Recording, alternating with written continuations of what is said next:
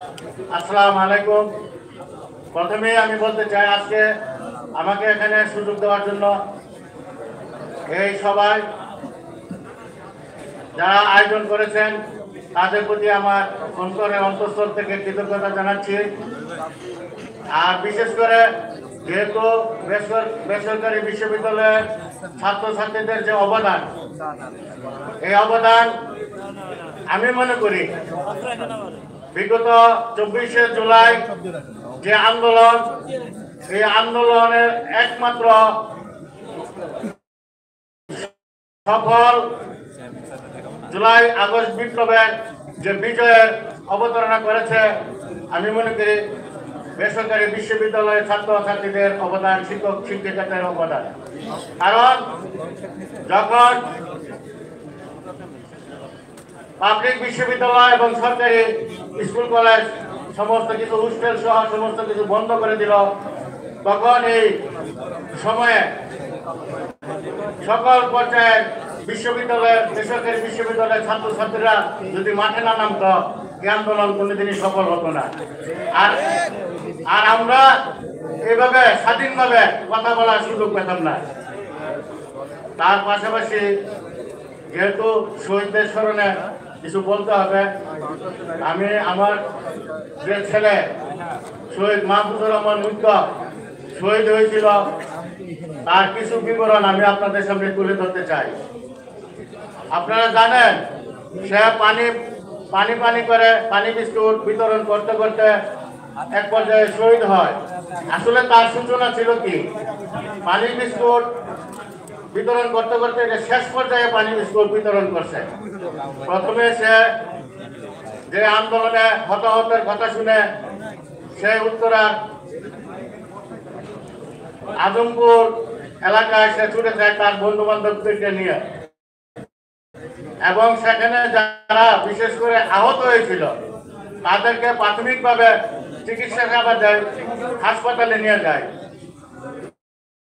চিকিৎসা সেবার পর এই পর্যায়ে যারা শহীদ হয়েছে তাদেরকে পুলিশ যেন তাদেরকে গুম না করতে পারে, পুলিশ যখন এগিয়ে যায় তখন সে তার বন্ধু বান্ধব নিয়ে সেখানে এগিয়ে যায়। যার পরিপ্রেক্ষিতে পুলিশ ওই শহীদ যারা হয়েছিল তাদেরকে আর গুম করতে পারে নাই। আপনাদেরকে আমি আর বলতে চাই যে সে শহীদ হওয়ার প্রায় আধা ঘন্টা পূর্বে পানি বিস্কুট বিতরণ করার এক পর্যায়ে সে আরেকটি লাশ পড়ে। সে লাশের দিকে যখন পুলিশরা গিয়ে যে লাশটিকে গুম করার জন্য, তখন সে পুলিশের হাত থেকে রক্ষা করার জন্য সে তার বন্ধু বান্ধবকে নিয়ে সেই লাশের দিকে এগিয়ে যায়, তখন পুলিশ সেখান থেকে সরে যায়। এইভাবে সে চিকিৎসা সেবা দিয়ে পানি বিস্কুট খাওয়াইতে এক পর্যায়ে তার প্রায় আধা ঘন্টা পরে তাকেও গুলি করা হয় লক্ষ্য করে। যেহেতু তার বন্ধু বান্ধব এবং সে সহ তাদের এই অ্যাক্টিভিটিসের কারণে পুলিশ লাশ গুম করতে পারছে না, সেখানে ছাত্রদের আরো যারা ছাত্র জনতা ছিল তারা আন্দোলনে আরো বেশি এগিয়ে যায়। সে শহীদ হওয়ার পর আপনারা জানেন যে আন্দোলন কিরূপ ভয়াবহ রূপ ধারণ করেছিল। শুধু একটি কথাই বলবো, সেই আন্দোলনে যারা তার সাথে ছিল বন্ধু বান্ধব, সে যখন শহীদ হয়, শহীদের পর রেদওয়ান আহমেদ রিয়াদ নামে এক ছেলে, সেও শহীদ হয় পরের দিন। তার সাথে যে বন্ধু বান্ধব ছিল তার মধ্যে শহীদ রেদওয়ান আহমেদ রিয়াদ, সে আমার ছেলে শহীদ মুগ্ধ শহীদ হওয়ার পর তার সাথে রাত্রে প্রায় সারা রাত্রি ছিল। সকালে পরের দিন শুক্রবার জুম্মার নামাজের পরে সেই রেদওয়ান আহমেদ রিয়াদ তার জানাজা করে এবং কবরস্থানে গিয়ে তাকে সমাধি করে কবরস্থ দেওয়ার করার পর সেই রেদওয়ান আহমেদ রিয়াদ সে বিকেলে আবার আন্দোলনে যায়, এবং আন্দোলনে যাওয়ার পরিপ্রেক্ষিতে